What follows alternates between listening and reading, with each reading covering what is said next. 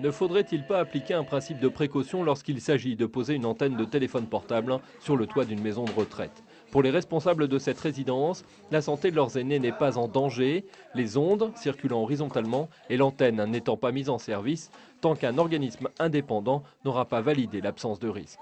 Le niveau d'émission de l'antenne tel qu'il a été contractualisé avec Orange est 60 fois inférieur au niveau de la loi.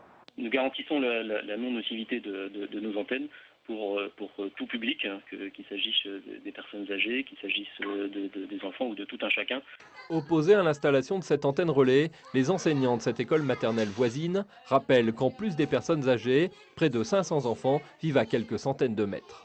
C'est scandaleux et puis c'est dommage parce que si jamais il s'avère que c'est réellement embêtant à terme, ça fera des générations d'enfants qui diront bah, nous on ne savait pas.